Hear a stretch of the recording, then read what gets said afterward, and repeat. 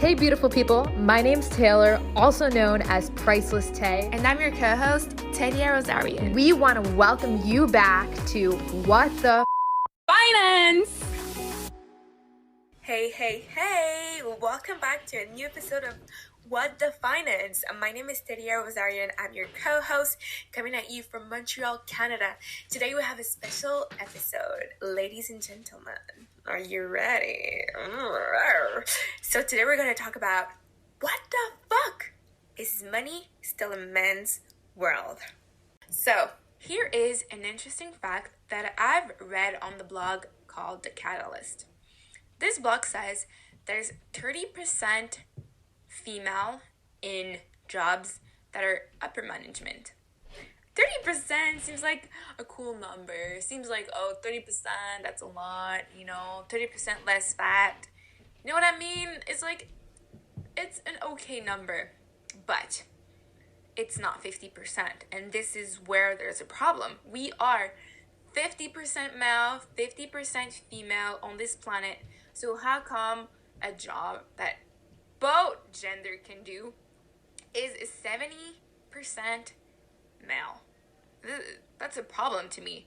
Of course, when we were in 1976, definitely we made some improvement because I would love to be a stay-at-home mom or housewife. No problem. But the problem is ladies didn't have the choice. They were all supposed to be something, and some of them were not happy, and this is where we had a problem. So today, yes, we have definitely more possibilities, but these possibilities are not enough. But I'm asking ladies, are we the one who are blocking ourselves to reach higher levels, or is the men blocking ourselves? And that's a question to ask. Personally, my opinion is both. But first, let's just go ahead and share you guys my story. My story is I never had a job in upper management, but I've had a job in a big corporation, financial institution in Canada. I felt like I was entitled to promotion, and I saw a lot of my bosses were female. But then again, I was in the operations section. I was just a sheep in the business. I was not CEO. And by the way, our chief executive CEO was a male, and most of his vice presidents were males as well. So, yeah, I don't know. I felt like it was encouraged to get promotion, and the female were managers. But then again, if I would to make that step between being in operation and upper management, would that start to be a problem? Would I start to stop growing inside the business? It's something to consider because, of course, when you have a little career, they'll let you grow. But when it's time for a big position in the company, will they let you grow that much? It's the question. My other story was that definitely I quit my job. I didn't want to stay there. I started to be online, being in finance. So when I started my page, actually I was conflicted with 3 problems. Number 1, my French. I'm French, if you guys didn't know, for all the mistake I do when I talk or my accent. Yes, bonjour. My first language is French. Then, the fact that I was Black. I know it's not the subject of this video, but hey, let's just bring it on. And then the fact that I was female. So first, the fact that I was Black felt to me that if I was gonna go ahead and share about finance, I felt like people were just gonna be like, who's this Black girl trying to share about finance? I felt like white people wouldn't care about what I have to say or who I am, whatever. And I felt like the Black community was not going to support me because before Black Lives Matters and, before support Black business, before George Floyd, the Black community, well, where I lived, was not going to support each other. It was just like, look at what he's doing or what she's doing.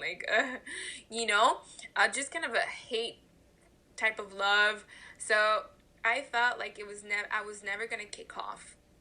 And then the fact that I was female, I thought, oh my god. Then on top of that, people are just gonna be like, who is she? Like, I couldn't imagine myself teaching some middle-aged man or some older man finance, and that he would respect me, respect my opinions, and respect what I have to say. So yeah, I definitely felt like it was going to be a challenge. If I was a white man sharing finance, I'm pretty sure I'd be in different places. But hey, do I want to make excuses for myself? No, I'm just gonna work harder. There's no problem. And now I feel like so much love from being black. Instead of being fearful, I feel like I can finally be appreciated for who I am, or at least people will start to appreciate me for who I am. It's a long process. And then from the fact that I am female, it's just like I notice actually that all sorts of people support me. Women find me super inspiring, and men actually, often of the time, if they're mature enough, respect what I do and are willing to learn from me. And that is amazing. Amazing. I can clearly see a shift. But unfortunately, it's not everywhere. If we look at the male in all sorts of places in finance, it doesn't have to be upper management. It could be it could be presidents, it could be, yeah, all sorts of leaders of the world, all sorts of leaders of any type of organization, and all sorts of other jobs that women can do as well. So it's definitely some sort of problem that we cannot find it 50-50. And actually, the catalyst even says something cooler. It says if we dig deeper in upper management, there's levels of hierarchy. You can be, let's say, CEO, of course, but you can have vice presidents, and then you can have other sorts of hierarchies. But if you go upper in the hierarchy, you will realize that to be CEO, it's only 20%, 23% women. So it's even worse if we go like at the very first level of the hierarchy. So the $1,000,000 question remains, are we blocking ourselves, or are the male blocking us? Oof. All of this valuable information. Let's take a break. Thank you so much for listening to What the Finance! I'm your co-host, Tedia ROSARION, and make sure to follow me on Instagram at Tedia ROSARION to learn how to make more money in your pockets. I'm also on YouTube, TikTok, and Twitter. Let's go back to the podcast. So if the males are blocking ourselves, why? Because we're in 2020. So why wouldn't they take us seriously and allow us to run the ship with them? What I'm saying, I don't want us to take over the world. I want this to be equal, because we are made for each other, male and female. So we are supposed to complete each other in many, many other ways, in different ways. So if we run a business male and female, this would be the optimal thing for me, because we are different. Our style of management is different. When we are female, we actually tend to think more and analyze more before taking action and before, taking decisions. But men's tend to be a bit spontaneous, and yeah, this brings all sorts of different troubles. But if we can mix it together, for me, this is the optimal thing. So my thing would be at least to reach a 50% rate on management, on leaders of the world, and all sorts of powerful places. But unfortunately, we're far from there. But then if the men finally allow us to grow, are we gonna take our spot? I think that, ladies, one of the problems that there is today is that our generation, we mostly want to be free. We mostly want to be entrepreneurs. And that's awesome, because that's one thing for sure. There's a lot of ladies entrepreneurs, for sure. But are we going to really go run Walmart as a company, or I don't know, all sorts of big companies. Do we really want that, or do we want to be free and finally control what's going to happen? I think that's a personal decision. I know a lot of people would want to work for themselves, but then again, there's some people who'd love to strive in a company, and that's awesome for them. But are they gonna let themselves grow to the top and have that as a goal? I'm hopeful. I hope, yeah. And if there's anything that would be pushing them, I don't know, what could that be? Could we be scared of having these sorts of jobs? Could we be... I know that, like, it's scary because it's a men's world, so we need to prove ourselves. And then again, when you want a family, you don't want a family. It's like so many people are judging you. It's hard. It's hard, but it's definitely doable. So I'm hoping that I can make this podcast in 44 years again and be like, oh, we're now at 50-50. What's up? I want to see the numbers, the stats being at 50-50. So what do you guys think? Let me know. What do you think is the problem of why we are not a 50-50 minimum percent, why we're not 50-50% male and female in big position, whether it be in finance or leaders of the world or anything else, other jobs. So if you can find me anywhere. You can find Taylor Price and simply just let us know what you think. It'll be a pleasure to discuss with you. So I'm waiting for all of your, as well as if you have a funny story on you trying to grow, trying to get promotion, but you've been blocked by males, let us know. We want to know what's happening, because me and Taylor, we're mostly entrepreneurs and we prone diversity.